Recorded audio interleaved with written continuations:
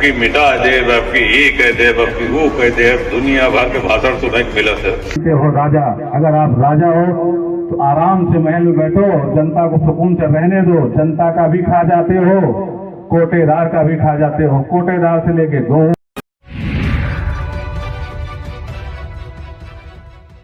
नमस्कार, इन खबर में आपका स्वागत है। उत्तर प्रदेश की चर्चित विधानसभा सीटों में से एक है प्रतापगढ़ जिले की कुंडा विधानसभा क्षेत्र, जहां से 6 बार से विधायक हैं रघुराज प्रताप सिंह उर्फ राजा भैया निर्दलीय जीतते हैं। पहली बार अपनी पार्टी जनसत्ता दल लोकतांत्रिक बना करके चुनाव लड़ रहे हैं, लेकिन इस बार खेल क्या हुआ है कि समाजवादी पार्टी उनके साथ नहीं है। समाजवादी पार्टी चूंकि उनके खिलाफ उम्मीदवार नहीं उतारती थी, इसलिए उनकी राह आसान हो जाती थी। 2017 विधानसभा का जो चुनाव है वो 1 लाख से अधिक मतों से जीतते थे। उनके बारे में कहा जाता है कि जब भी जीतते हैं मार्जिन बढ़ाते जाते हैं, लिहाजा बहुत होशियारी से इस बार उन्होंने अपना मार्जिन बढ़ाने का टारगेट अपने समर्थकों को दे दिया है 1.5 लाख का। राजनीति में ये होता है, सामने वाले का मनोबल डाउन करने के लिए और समर्थकों का मनोबल बढ़ाने के लिए आप बड़ा टारगेट देते हैं, बड़ी बातें करते हैं। लेकिन सबसे बड़ा सवाल ये है कि क्या जिस समाजवादी पार्टी ने इस बार उम्मीदवार गुलशन यादव के रूप में उतार दिया है, वो उन्होंने राजा भैया का पसीना छुड़ा दिया है। राजा भैया को घर घर दस्तक देनी पड़ रही है। जो राजा भैया राजा कहे जाते थे, वो इस बार जनता के दरवाजे पे दस्तक दे रहे हैं। पिछले दिनों गुलशन यादव का एक बयान वायरल हुआ था, जिसमें बाकायदे वो राजा भैया के लिए अपशब्दों का इस्तेमाल कर रहे हैं। थोड़ा सा सुन लीजिए, तरोताजा हो जाएगा। हो राजा, अगर आप राजा हो तो आराम से महल में बैठो, जनता को सुकून से रहने दो। जनता का भी खा जाते हो, कोटेदार का भी खा जाते हो, कोटेदार से लेके दो। फिर राजा भैया ने बहुत तरीके से इसका जवाब दे दिया। क्यों? क्योंकि अब वो सधे हुए पॉलिटिशियन हो चुके हैं, राजनेता हो चुके हैं, इसलिए सीधे कुछ नहीं बोले, बहुत तरीके से जवाब दिया। जरा उनको भी थोड़ा सुन लीजिए। कि मिटा दे, आपकी ये कह दे, आपकी वो कह दे, दुनिया भर के भाषण सुनने को मिला है। आपने सुन लिया।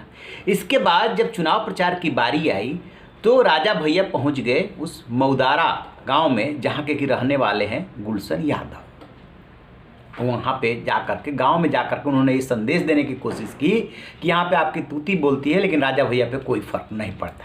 चलिए, राजा भैया के बारे में ज़्यादा बताने की जरूरत नहीं है। 6 बार से चुनाव जीत रहे हैं और इस बार जो अपनी पार्टी बना करके चुनाव लड़ रहे हैं और अभी तक उन्हें कोई हरा नहीं पाया है। अब बात आते हैं गुलशन यादव पे। गुलशन यादव कौन है? गुलशन यादव ने कभी राजा भैया की उंगली पकड़ करके सियासत सीखी। 2 दशक पुरानी बात है, मायावती जब चीफ मिनिस्टर थी, उन्होंने राजा भैया पे पोटा ठोक दिया था।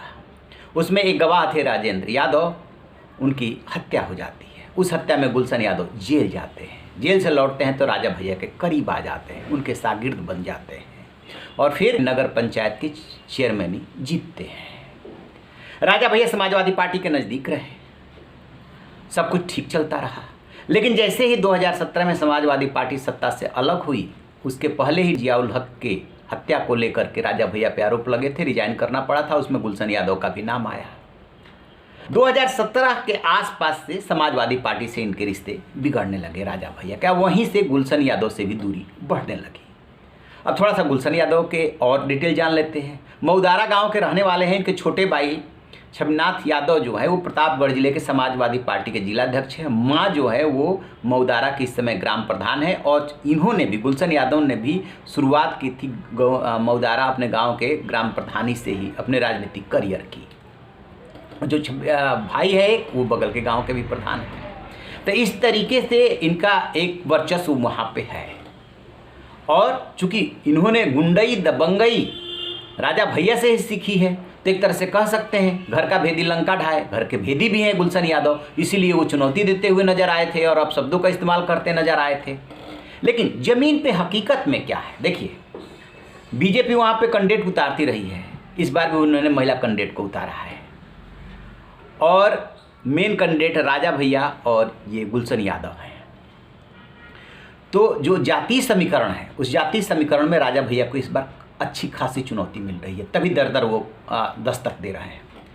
75,000 के आसपास मुसलमान हैं और इसके बाद 55,000 के आसपास यादव हैं।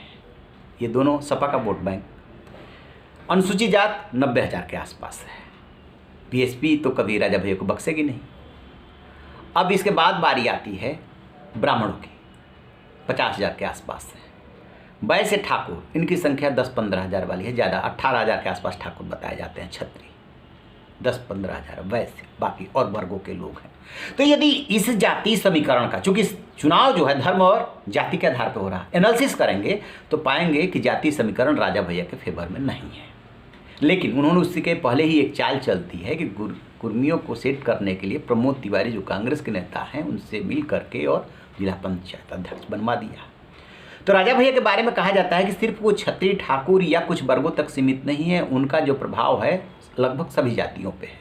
लेकिन समाजवादी पार्टी जो कैंडिडेट नहीं उतारती थी उसने गुलशन यादव के रूप में कैंडिडेट दे दिया, वो भी उनके घर का भेदी ही दे दिया।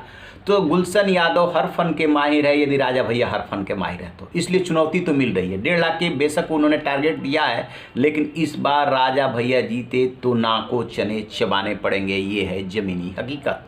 वहाँ के जो भी नज़ारा चल रहा है, जो भी वीडियो वायरल हो रहे हैं, एक दूसरे पर आरोप प्रत्यारोप लग रहे हैं, उस पर हम नज़र बनाए हुए हैं। जैसे कोई अपडेट मिलता रहेगा हम आपको बताते रहेंगे। रहिए ना बेखबर, देखते रहिए इन खबर। Thank you. इन खबर चैनल को सब्सक्राइब करें